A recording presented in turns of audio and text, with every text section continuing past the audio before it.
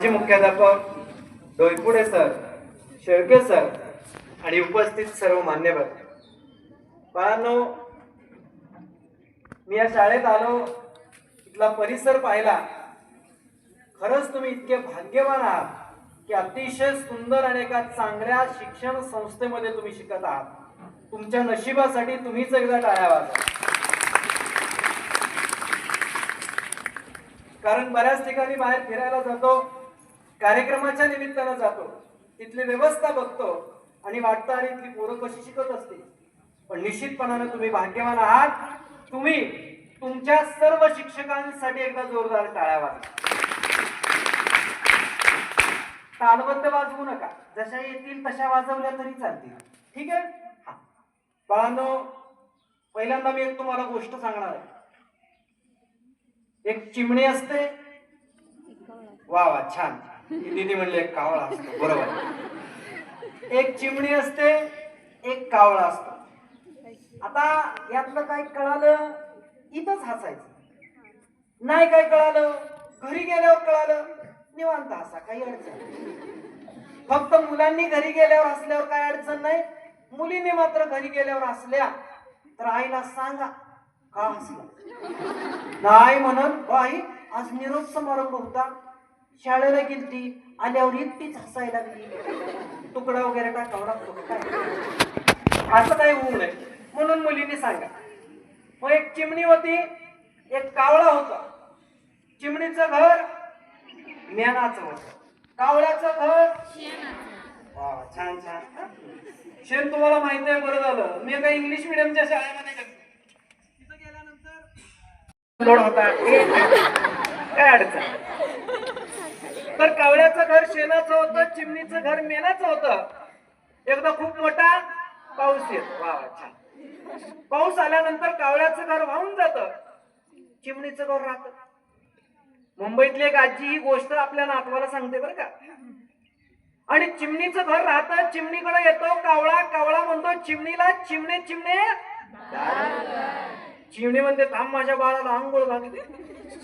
बघा, इमॅजिन करा, बाहेर पाऊस चालू आहे आणि चिमणी काय म्हणते, माझ्या बाळाला आंघोळ घालते. बरं घाल बाय, आपल्याला काय करायचं. चिमणीनं मग बाळाला आंघोळ घातली.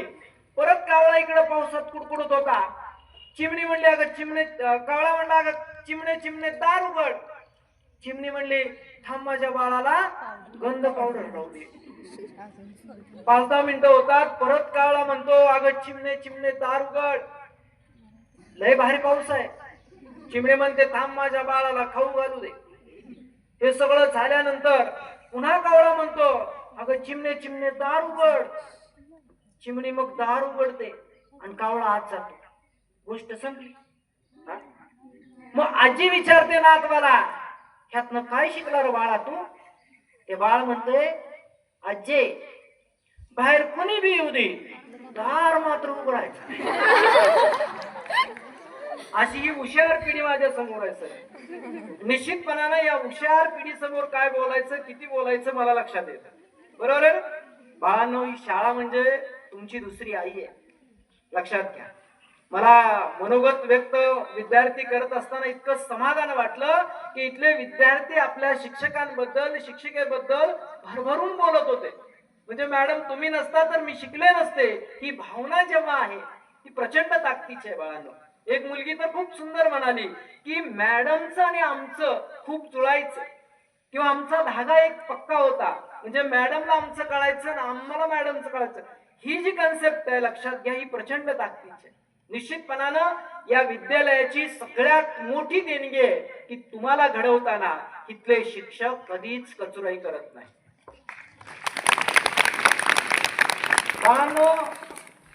बऱ्याच कार्यक्रमाच्या निमित्तानं मी फिरत असतो. एकदा एक विद्यार्थी माझ्याकडे आला. सर म्हणला कविता लिहिल्या, वाचू का.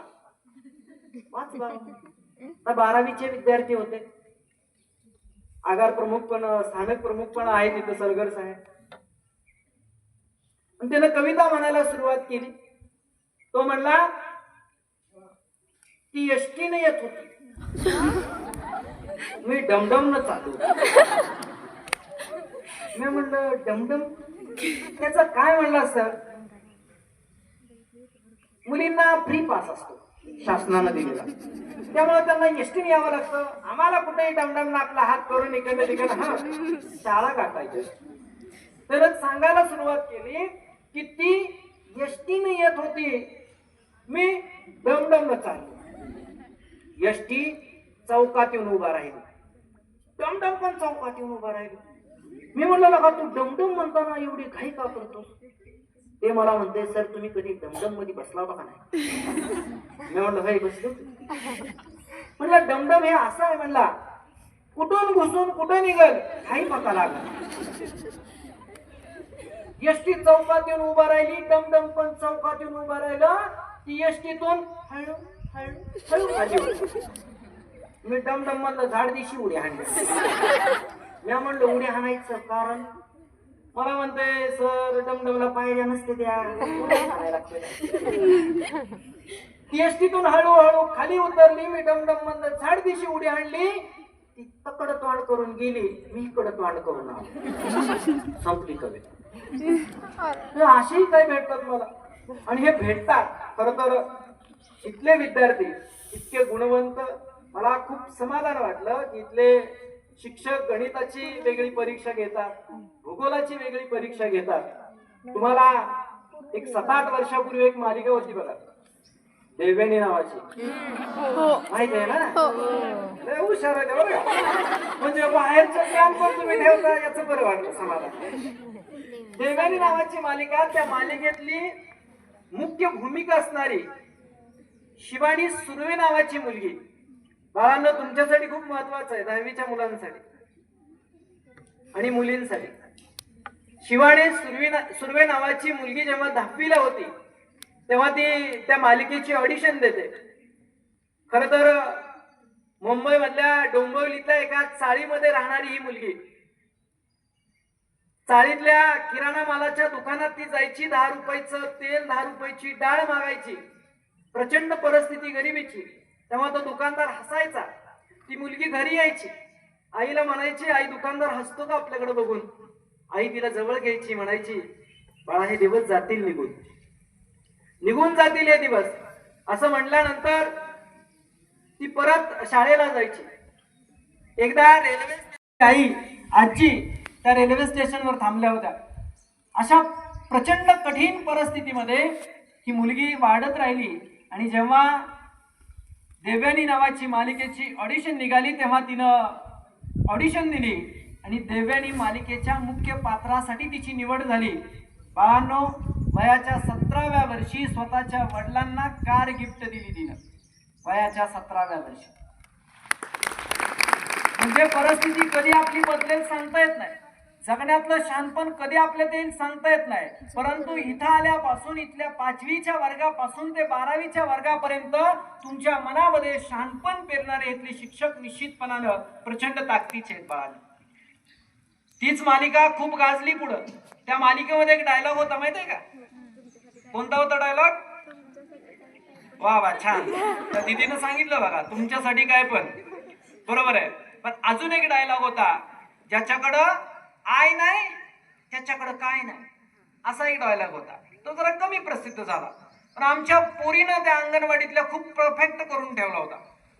मी अंगणवाडीत जाणाऱ्या माझ्या पोरीला तिथं अंगणवाडीत सोडलं, माघारी आलो. आता म्हणलं आपण जेवण करायचं नाही, आपण शाळेला सुटायचं. मी जेवायला बसलो तेवढ्यात ती माघारी आली, दप्तर फिरव. लहानपणी सवय असते आपल्याला, मोठेपणी परत वया फिरवायची सवय लागते है की नाही? आणि परत जेव्हा शाळा सुटते तेव्हा समाज फिरवत राहतो. लक्षात घ्या, जेव्हा समाज फिरवतो ना, तो समाज फिरवत असताना त्यात आपण तग धरून उभा राहतो. त्यावेळेस लक्षात घ्या आपण खऱ्या अर्थानं शाळा शिकल्याचं समाधान राहतं. आणि मग ती दप्तर फिरवत आली, दप्तर असं टाकलं माझ्या ताटाच्या समोर येऊन पडलं आणि डयला हाणला. मी म्हणलं काय झालं? म्हणली आज बाई नाही तर आज शाळा नाही. ही अशी लहान मुलं आहे, इतकी हुशार आहे, चतुर आहे. बाळांनो विनायक पवार नावाचा एक कवी आहे, ज्यानं ए बाळा बबन चित्रपटातली गाणी लिहिली. हा, त्यानंतर आता जो प्रदर्शित होणार आहे रुबाब, त्या चित्रपटातली गाणी त्यांनी लिहिली. त्याची आईवरची कविता खूप छान आहे बाळा. काय कविता आहे ती? तिची मोडताच झोपू गे पहाटेचे रोप.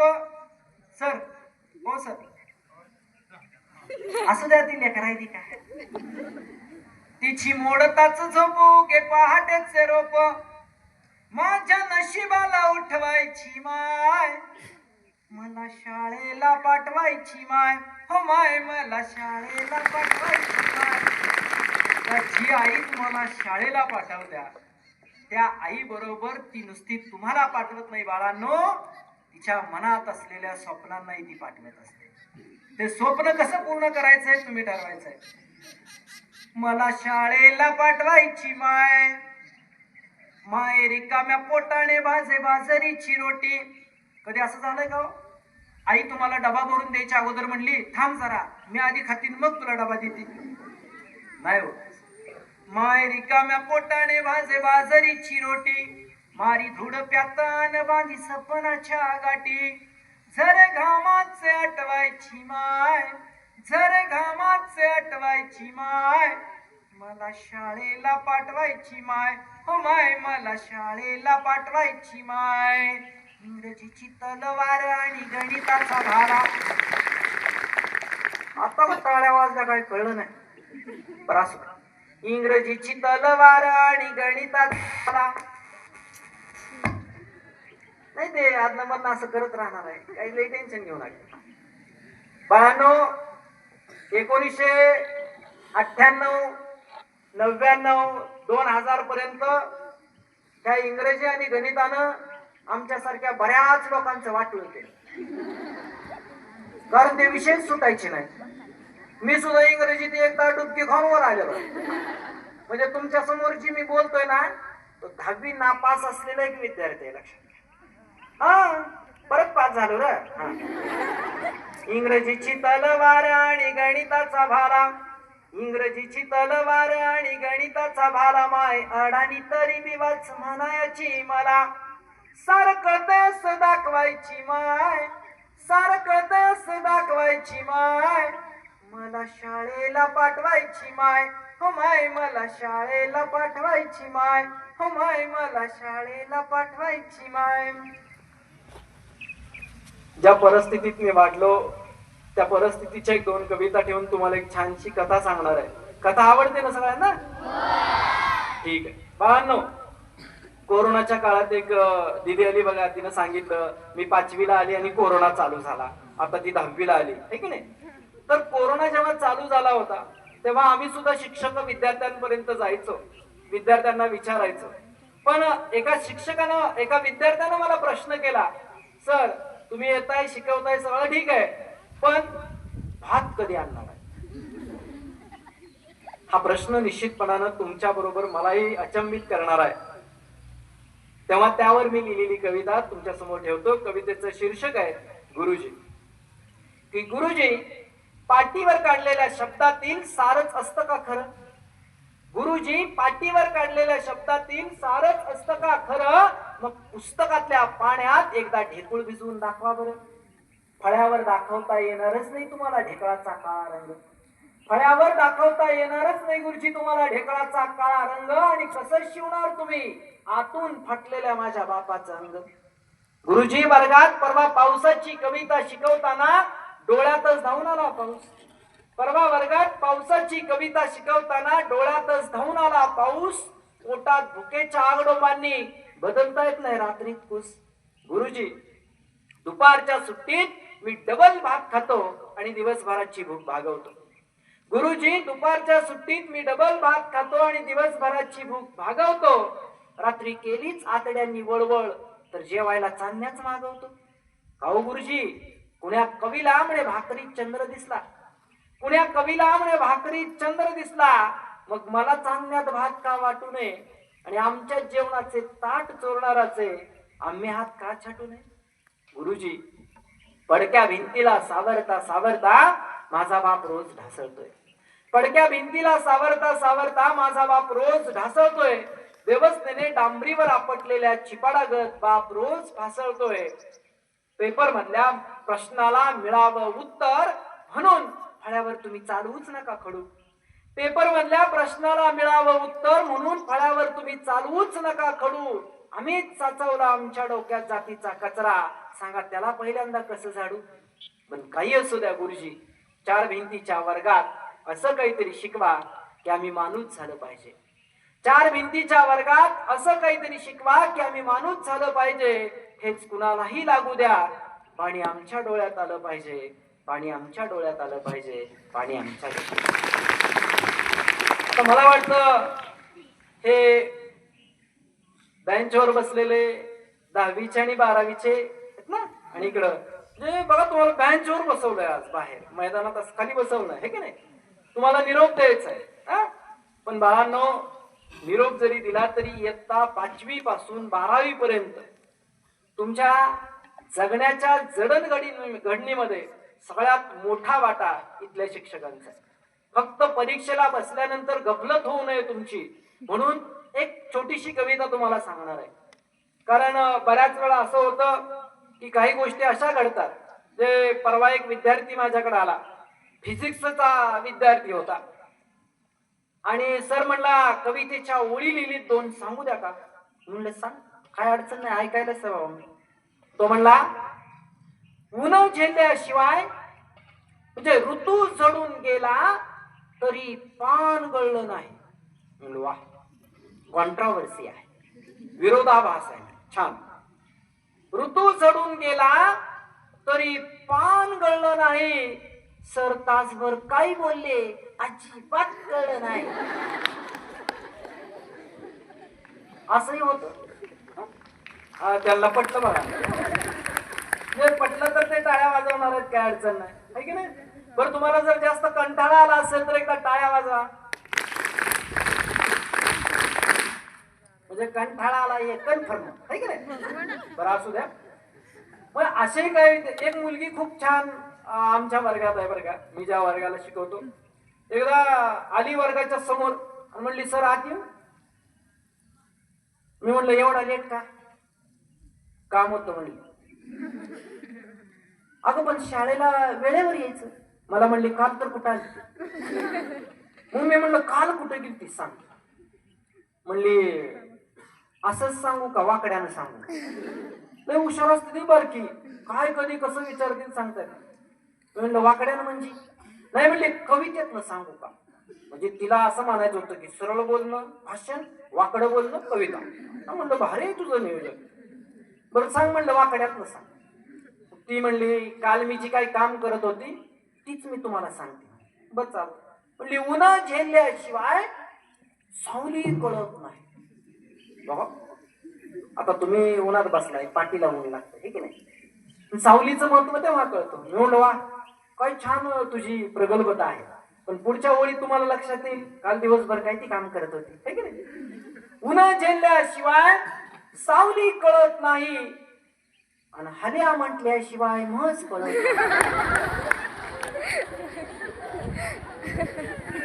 म्हणजे काल दिवसभर ही म्हस रेडवत होती. तर जे 10वीला आहेत 12वीला आहेत त्यांच्यासाठी मंगळवेढ्याचे कवी जगन्नाथ रत्नपारखी नावाचे, त्यांनी लिहिलेली कविता. कवितेचं नाव आहे शेपटा. म्हणजे मुली ज्या वेणी घालतात ना त्या वेणीतला एकदम शेवटचा भाग, इट इज कॉल्ड शेपटा. म्हणजे काही तुकड्या सेमीच्या पण आहेत ना, नाही ना, म्हणून त्यांना कळावं म्हणून इट इज कॉल्ड. तर एसएससी मी बसलो होतो प्रथम परीक्षेचं, म्हणजे फ्रेश एसएससी मी बसलो होतो प्रथम परीक्षेचं. एकाग्रतेने प्रश्न सोडवा, आदेश उपदेश. बघा शिक्षकांचे आदेश असतात, उपदेश असतात, घरच्यांचे असतात. बाळा व्यवस्थित सोडव, बाळा व्यवस्थित सोडव. बाळ व्यवस्थित सोडून देत. ते म्हणतं येत नाही ते कशाला सोडवावं. पेपर पहिला, घंटा पहिली, क्षण औत्सुक्याचा. जीवनातल्या पहिल्या गोष्टीला खूप औत्सुक्य असतं बघा. मग अशी त्या दिदीने सांगितलं आम्ही इथं 5वीला आलो, पहिला दिवस काय काय काय काय सांगितलं गेलं तिने. म्हणजे जीवनातल्या पहिल्या गोष्टीला खूप औत्सुक्य असतं. मग शाळेचा पहिला दिवस असेल किंवा इथल्या सरांच्या शिक्षणातला किंवा अध्यापनाचा पहिला दिवस असेल किंवा पहिलं लग्न असेल वगैरे वगैरे. काही जण 2 करतात म्हणून म्हणलं. जे दोन करतात त्यांची काय अवस्था आहे माहिती आहे? परंपरेने आलेली एक ओवी आहे, लक्षात घ्या बाळांनो, की दोन बायकांची हौसरा गड्याला, दोन बायकांची हौसरा गड्याला, दिवाळीच्या सणाला केली अंघोळ वड्याला. म्हणजे हिला वाटलं तिनं घातली असेल आणि तिला वाटलं हिनं घातली असेल, असं सगळं नियोजन असतं. तर एसएससीस मी बसलो होतो प्रथम परीक्षेचा, एकाग्रतेने प्रश्न सोडवा आदेश उपदेश, पेपर पहिला घंटा पहिली क्षण औत्सुक्याचा, माझ्या पुरती नंबर होता शुभदा जोशीचा. मानेला ती देऊन हिसडा नकळत सवयीने, लिहू लागली पेपर तेव्हा पानांवर पाणी, मऊ रेशमी काळ्या मोहक तिच्या शेपटाचा भार, मऊ रेशमी काळ्या मोहक तिच्या शेपटाचा भार, येऊन पडला पक्षणी माझ्या बापावर. 3 तासही पूर्णग्रस्त मी तिच्या शेपटात, 3 तासही पूर्णग्रस्त मी तिच्या शेपटात, एक ओळी लिहिली नाही उभ्या पेपरात. शेवटची ती घंटा होता आलो भानावर, शेवटची ती घंटा होता आलो भानावर, विरली स्वप्ने आता जगणे गावी खेड्यांवर, शेतीवरती मोठेवरती माझी उपजीविका, शेतीवरती मोठेवरती माझी उपजीविका, शिक्षणाचं मी आज पारका, शुभदा प्राध्यापिका. पुढची पोरगी प्राध्यापिका झाली. शिक्षणाचं मी आज पारका, शुभदा प्राध्यापिका, केसाने त्या गळा कापला अलगद हा माझा, केसाने त्या गळा कापला अलगद हा माझा, पीडित बैलांच्या परी शेपट्या जगतो हा राजा, जगतो हा राजा. म्हणजे तुमचा असा काही गैरसमज होऊ नये म्हणून ह्या दोन्ही विद्यार्थ्यांसाठी मी कविता सांगितली बाळांनो. आणि आता आपण एका चांगल्या कथेकडे वळूया. कथा आवडते ना तुम्हाला? ठीक आहे, सगळे नीट बसा. अय नीट बस. हा बाळांनो, इथल्या शाळेला एक संस्कार आहे, इथल्या शाळेला परंपरा आहे. ज्या शाळेचे 22 विद्यार्थी आज समाजामध्ये वेटरनरी डॉक्टरच्या माध्यमातून पशुसेवा करत आहेत, इतर अनेक विद्यार्थी वेगवेगळ्या ठिकाणी हे आहेत. निश्चितपणानं या शाळेची परंपरा आहे, उज्ज्वलता आहे, संस्कृती आहे, संस्कार आहे, ते जपणं तुमच्या हातात आहे बाळांनो. आणि निश्चितपणाने इथले सगळे शिक्षक ते ताकदीनं तुमच्यामध्ये रुजवतात. त्या सर्व शिक्षकांसाठी मनापासून एकदा टाळ्या वाजूया आणि आपण कथेकडे वळूया. हे तुम्हाला असंच सांगितलंय काय? छान आहे पण बरं का बाळांनो. कथेचं नाव आहे प्रकाशाची वाट. यातल्या काही पात्राशी जर योगायोगानं संबंध आला तर तो निव्वळ योगायोग समजायचा, बाकी काही नाही. ठीक आहे. हा सध्याला शाळेला यायला उशीर झाला, तरी पण प्लॅस्टिकची एक बाटली ठेसकाळत ठेसकाळत सध्या शाळेकडे चालला होता. इकडे नाम्या शिपायानं बेल दिली आणि बेल दिलेल्या दांडानच पाठ खाजवाय सुरुवात केली असती. एखाद्याला सगळे शिक्षक वर्गात गेलेत का नाहीत बघायला सुपरवायझर धायगुडेकर सर स्टाफ रूम कडे गेले. स्टाफ रूम कडे गेल्यानंतर त्यांनी वाकून स्टाफ रूम मध्ये बघितलं तर शेंडे सर अजून तिथंच बसलेले होते. सरला वाईट वाटलं. सगळे विद्यार्थी वर्गात आहेत आणि एकच शिक्षक स्टाफ रूम मध्ये आहेत. तवर इकडे शिपायांनी काय केलं, ऑफिस समोरच्या टेबल पाशी एक बाकडं होतं, तिथं जाऊन बसले. नाम्या शिपायाला गौतमीचा नाद, खिशातनं मोबाईल काढला, गौतमी सर्च केली. होय की हिच्या शिपायाला कुस्त्याचा नाद होता, हिच्या शिपायानं लगेच कुस्त्याचा व्हिडिओ चालू केला. संजय मात्र काय होता, रिमिक्स मध्ये होता. संजय शिपाई रिमिक्स मध्ये होता. त्यानं येईल ती रील बघायला सुरुवात केली. अहो ठरलेली काम असतात. ही शिपाई इतके चतुर होते तुम्हाला सांगतो. या माझ्या कथेतले बरं का, इथं काही संबंध नाहीये. हा फार चतुर असतं. मग त्यानं काय करायचं, एखाद्या शिक्षकानं जर काम सांगितलं आलू सर म्हणायचं. काय म्हणायचं? आलू सर.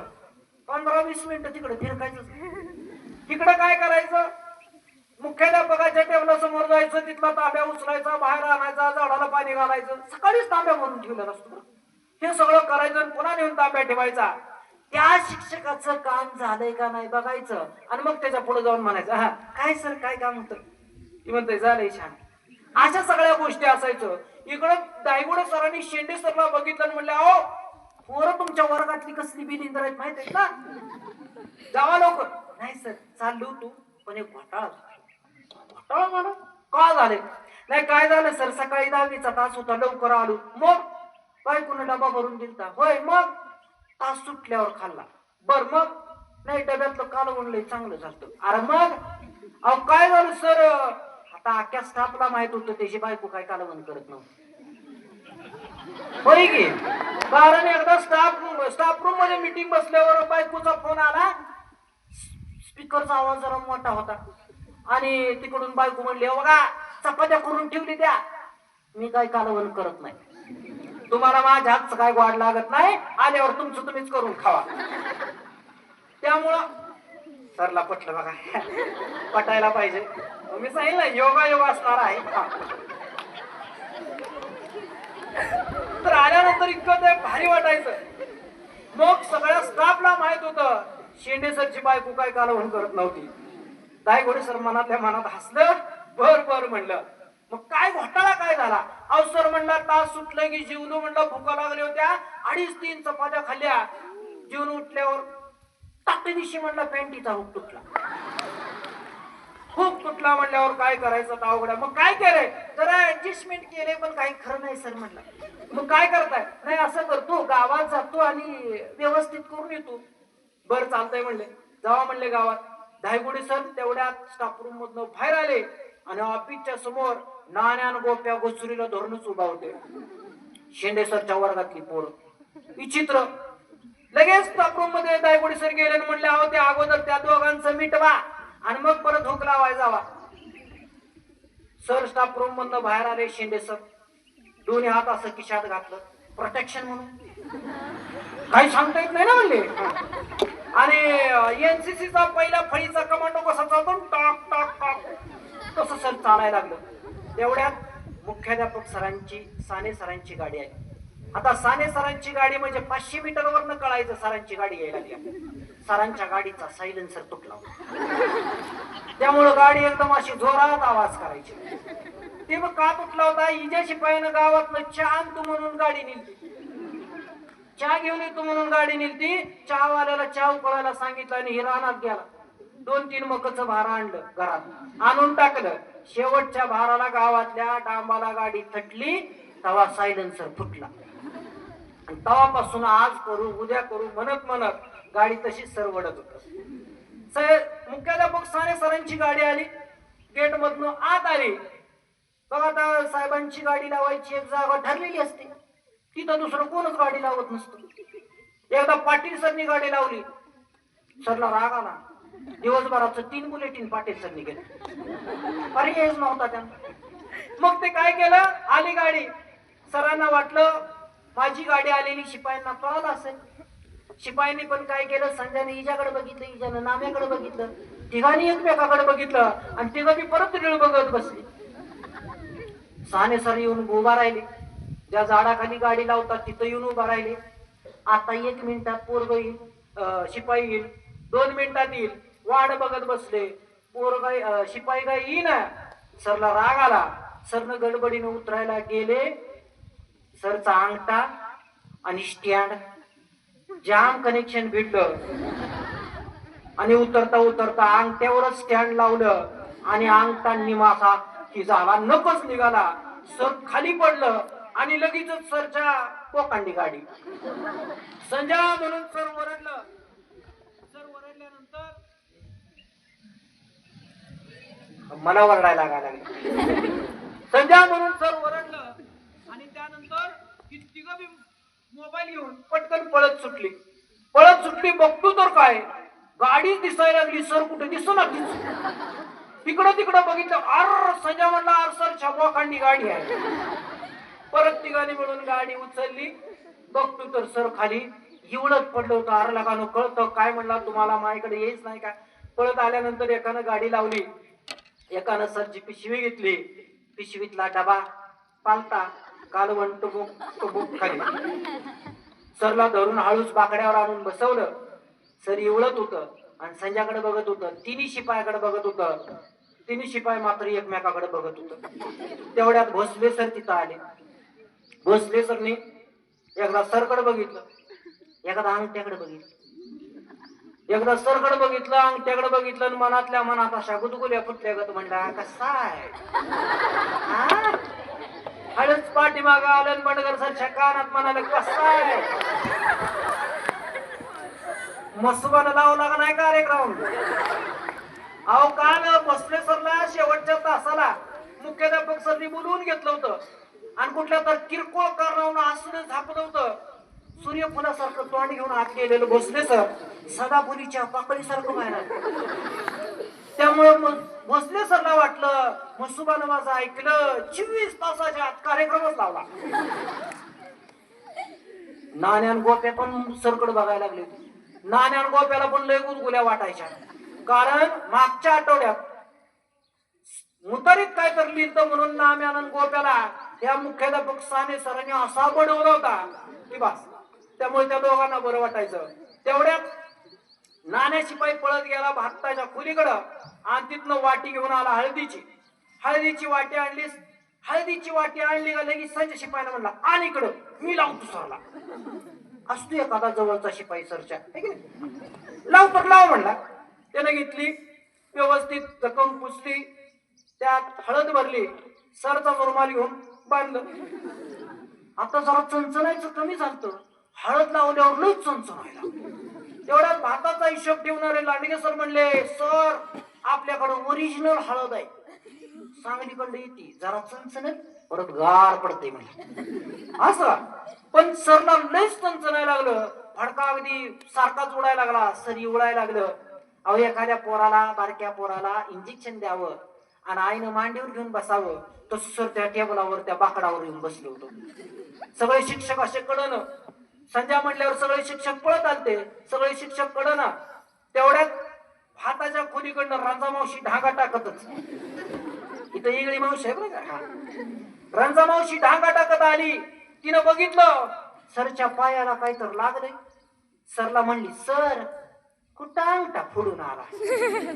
सर काहीच बोललं नाही, नुसतं बघितलं, गबस म्हणली. कुठं अंगठा फोडून आला. परत नाम्याला म्हणले नाम्या कशाला इकडे आलतर पडत आणि तिथनं भुकटीची वाटी घेऊन तांबड्या भुकटीची वाटी घेऊन इकडं कशाला आलता. तांबड्या भुकटीची वाटी घेऊन इकडं कशाला आलता म्हणल्यावर सगळ्यांनी असं डोळंच इसपारलं. मुख्याध्यापक साने सर तर असं पाय झाडायला दगा म्हणला नाम्या संजय माझ्या अंगठ्यात म्हणला चटणी भरल्या वीर म्हणला. अहो सर काय मला काय कळलंच नाही. रांजा मावशी म्हणली अहो भुकटी होती त्याचा कलर गेलता, ती हळदीगतच दिसत होती, त्यानं आपल्या लगेच उचलून आणलंय.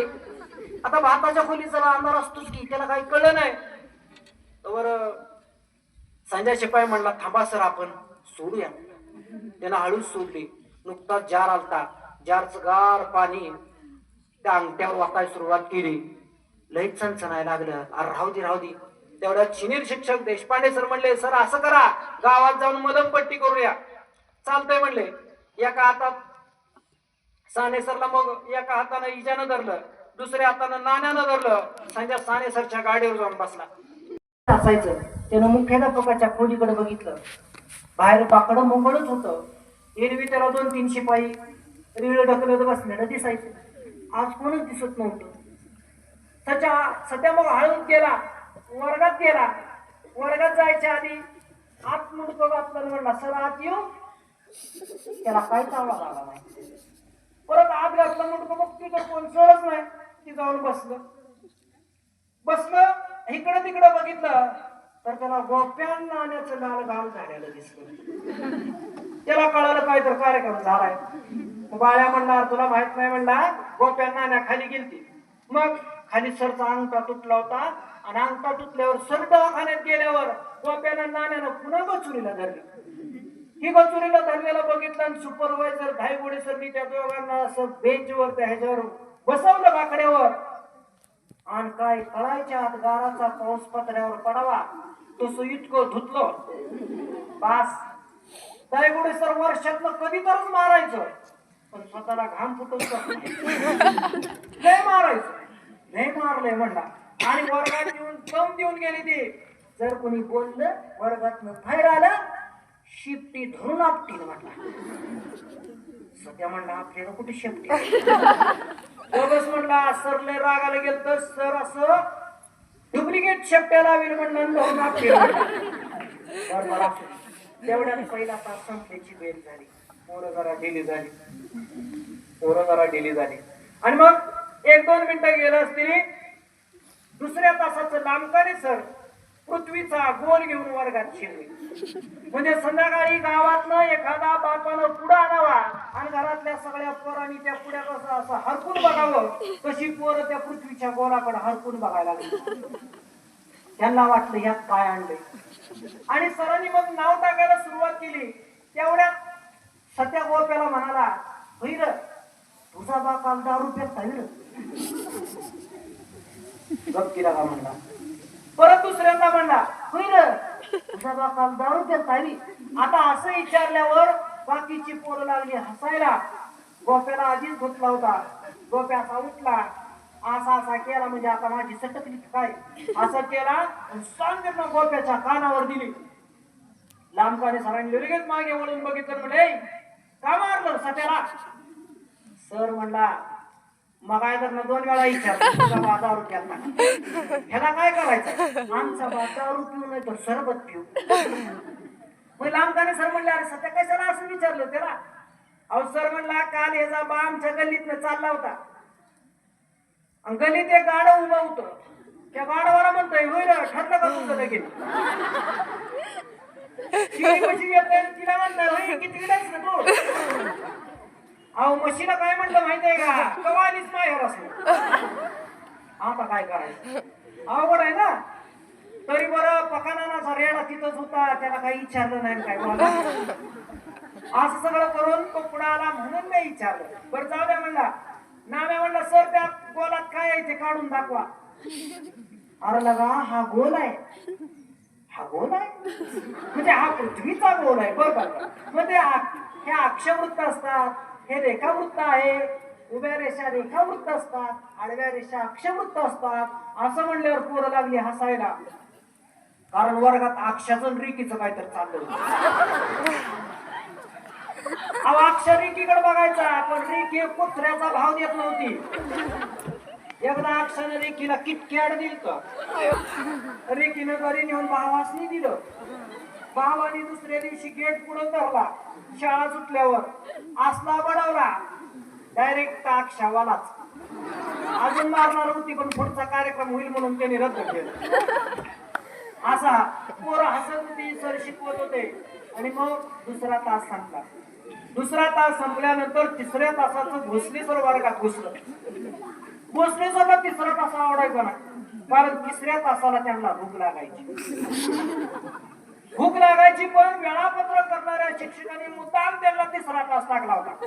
त्याचं कारण होतं भोसले सरच्या घरी बोकाड होतं आणि या 2 शिक्षकांना त्याला सांगितलं नव्हतं. बाकी सगळं स्टाफ त्याला सांगितलं होता. आता बोकाडाचं आमंत्रण नाही सांगितलं नाही रागी तुम्हाला असं हेडला पण होता. म्हणून भोसले सरला तिसऱ्या तासाला कुटवला होता. मग काय झालं. भोसले सर वर्गात आलं. इकडं तिकडं झालं. ए बाळांनो भोसले सर वर्गात आलं. वर्गात आल्यानंतर त्यांनी इकडं तिकडं बघितलं. पोरं सगळी मस्त शांत बसलेली होती. भोसले सर म्हणले आज आपण शिकवणार आहे म्हणल्यावर सर म्हणले पोरं म्हणली शिकवा सर. तेवढ्यात नाण्यानं शेंगदाण्याची पुडी काढली बाहेर. नाण्यानं शेंगदाण्याची पुडी काढली म्हणलं आणि बाकीच्यांना शेंगदाणं दिलं. नाण्या काही शेंगदाणं खात नव्हता. बाकीच्यांना दिलं. भोसले सर म्हणले काय आणले रे नाण्या. सर शेंगदाणा आहे आण म्हणलं इकडे. भोसले सरनी पूर्ण पिशवी घेतली. सगळं शेंगदाणा खाल्लं. शेंगदाणा खाताना गायत्री उठली म्हणली सर खाऊ नका शेंगदाणा. काय बस म्हणली पुन्हा काय करायचं. शेंगदाणा खाऊन झालं पाणी पिऊन झाल्यावर मग गायत्री म्हणली सर तुम्हाला काहीतरी सांगायचं. काय इकडे साईडला घेतलं आणि सरला म्हणले अहो नाण्यानं ही शेंगदाणा कुठलं आणले तर माहितीये कुठलं. अहो आम्ही 2-3 दिवस झाला आम्ही बघतोय नाण्याकडं. आम्ही भाताच्या सुट्टीत भातातलं शेंगदाणा असं साईडला काढून ठेवत होतो. परत आम्ही तसंच तिथंच टाकायचो. नाण्यानं ही सगळं शेंगदाणा गोळा केली. घरी नेलेत. चिटकलेला उष्टा भात काढलाय. धुवून घेतलेत वाळवलेत आणि बाजून घेऊन आलाय म्हणजे. अरे नाण्या असं केलं काय? असं म्हणल्यावर नाण्या हळूच उठला, सर लगेच आलो म्हणला आणि पडलंच घ्या. चौथ्या तासाचं पाटील सर वर्गात आलं. पाटील सर चित्रकला शिकवायचं. चित्रकला पोरांना खूप आवडायची. पाटील सर म्हणला आज आपण मोर काढणार आहे. मोर काढणार आहे म्हणल्यावर गोप्या म्हणला सर मोर नाचणार आहे की मी का बसलेला आहे? तुला काय करायचं आहे म्हणजे फळ्यावरची काढतोय की सगळ्यांनी मोर काढला, स्केच तयार केलं. गोप्याकडे आले. गोप्याला म्हणले बघू तुझा मोर. गोप्यानं असं दाखवला, रंगवलाच नव्हता त्याला. पाटील सर म्हणले ह्याला रंगवला नाही. गोप्या म्हणला रंगवलं की काय केलंय? पांढरा रंग केला. सांग गेलं पाटील सरनी त्याच्या गालावर दुसरा मोर काढला. लाल मोर गालावरच नाचाला. तेवढ्यात जेवणाची सुट्टी झाली. पोरं दंदन दंदन मैदानावर आली. कुणी भात घेतला, कुणी आमटी घेतली. सत्या पण डबा घेऊन आलता. पण सत्याच्या डब्यात शिळ तुकडा असायचं. त्याची सत्याची काकू त्याला फार छळायची. सत्या 6वीला असताना त्याचे आई वडील ऊसतोडीला गेले होते आणि ऊसाची ट्रॉली अंगावर पडून त्या आई वडिलांचा मृत्यू झाला होता. सत्याला खूप वाईट वाटायचं. आपली काकू आपला सांभाळ करते, पण खूप काम करते, करायला लावते, खूप छळ करते. त्यातनं पण सत्या शाळेला यायचा. सत्याला शाळा लय भारी वाटायची. घरापेक्षा त्याला शाळेत लय करमायचं. सत्या मग जिथं चांगला डबा असेल तिथं जाऊन बसायचा. त्यातले 4 घास खायचा. सगळ्या पोरांबरोबर अगदी मनसोक्त राहायचा. सगळ्या पोरांशी मिळून मिसळून राहायचा आणि छान मजा करायचा. परत सगळी पोरं जेवली. नाम्या शिपायानं बेल दिली. परत हातातल्या दांड्यानं पाठ खाजवायला सुरुवात केली. का कोणास ठाऊक दांडा हातात आला की त्याच्या पाठीला खास सुटायची. पोरं सगळी वर्गात गेली. पोरं वर्गात गेल्यानंतर 5वा तास सुरू झाला. 5व्या तासाचे फाटेसर वर्गात आले. फाटेसर वर्गात आले. कडक फाटेसर, एकदम कडक, पण आदनामधनं हसत हसत शिकवायचे. फाटेसर वर्गात आल्याच पोरांना म्हटले बघा, जर कुणी बोलला एका झणक्यात 3 येड काढेल. नाण्या म्हणला 2च निघालं तर. सर म्हणले परत अजून एक हाणे. सर कॉन्फिडन्स नाही मग तुमच्यात म्हणला. कॉन्फिडन्स असले म्हणला गपच. मग सर हिंदी शिकवायचे. काहीतरी सरांनी शिकवलं. आदनामधनं हिंदीत मराठी शब्द हाणायचे. पोरांना भारी वाटायचं. तिकडं झाल्यानंतर सरांना कसला तरी वास आला. सर म्हणले अरे अरे अरे अरे अरे कुणी रे कुणी.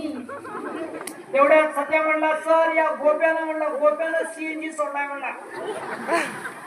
हे मध्ये येते डॉक्टर सोडलाय म्हणले उपर लागली हसायला. गोप्या म्हणला मी नाही काय म्हणला. सर म्हणलं सध्या तू सिद्ध करून दाखव गोप्यानं सीएनजी सोडला. आता कसा सिद्ध? सर म्हणला सांगतो की म्हणला अख्ख्या वर्गात पहिल्यांदाच गोप्यानं नाकाला हात लावला होता.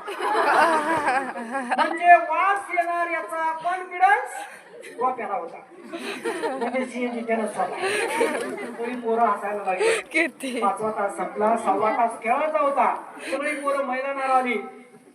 नेहमीप्रमाणे खेळाच्या शिक्षकाला कुणाचा तरी फोन आला. झाडाखाली जाऊन बोलत उभा राहिले. बाकी सगळी पोरं खेळत होती. इकडं तिकडं खेळायला लागले. खेळून झाल्यानंतर बेल झाली. 7व्या तासाला पोरं वर्गात येऊन बसली. 7व्या तासाचं सपाटे सर वर्गात आलं. सपाटे सर अगदी असं हळूहळू वर्गात आले. सपाटे सरांनी असा मफलर गुंडाळलेला होता. सत्या आल्यानंतर सपाटे सर वर्गात आल्यानंतर सत्या म्हणला सर आजारी दिसत नाही का म्हणला. मफलर गुंडाळला फॅशन म्हणून गुंडाळलाय. नाही म्हणला सर काय झालंय तुम्हाला. सपाटे सर म्हणले अरे काय सांगायचं, काल भावकीचं बोकाड होत. मग एकानं आंधाराचा फायदा घेत कट वाढला म्हणला आणि आमटी म्हणून मी त्या खाल्लाय म्हणला. मग काय झालं पाठपासून काय काम सुरू झालं. आता सध्या म्हणला सर मग काय नियंत्रणात आहे का नाही परिस्थिती. आहे म्हणला बरे. तरी पण शाळेत आल्यावर 2-4 वेळा जावं लागलंय म्हणला. मुख्याध्यापक सर गावात गेल्यामुळं रजा मागायची होती, परंतु गावात गेल्यामुळं काही करता आलं नाही.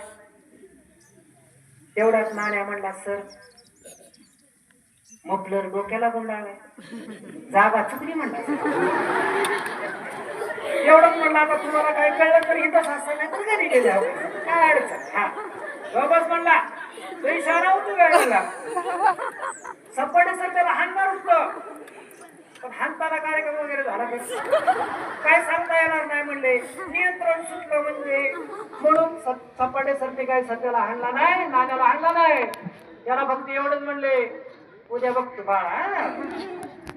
तो तास संपला, बाहेर गेले. शेवटच्या तासाला पवार मॅडम वर्गात आल्या. पवार मॅडम वर्गात यायच्या अगोदर मुख्याध्यापक साने सर ऑफिस मध्ये येऊन बसले. एक धनुर्वातावरचं इंजेक्शन दिलं, दुसरे एक ठणक्यावरचं इंजेक्शन दिलं, आणि अँटीबायोटिक म्हणून चौकातल्या हॉटेलाची भेळ खाऊन आणि शेवमटकी खाऊन हे सगळे शाळेत आले.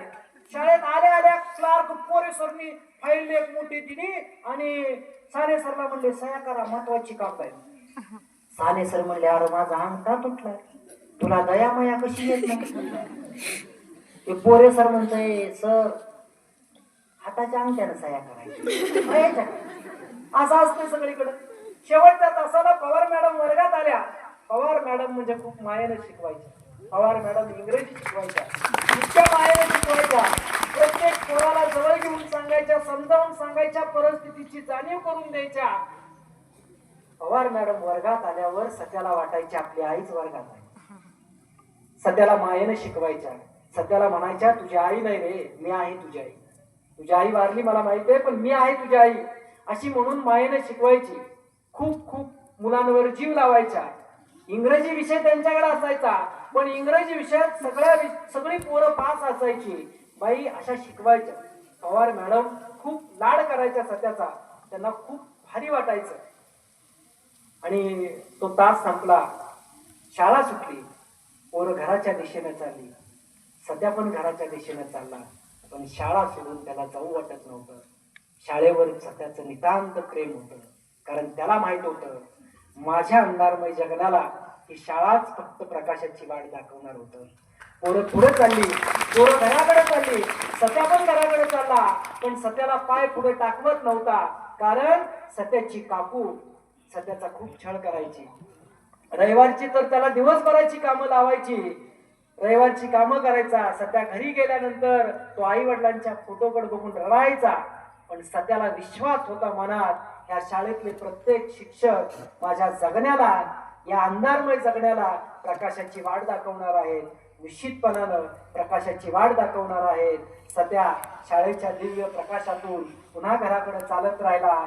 सध्याच्या मनात विश्वास होता, माझी प्रकाशाची वाट फक्त शाळाच आहे, माझी प्रकाशाची वाट फक्त शाळाच आहे. धन्यवाद.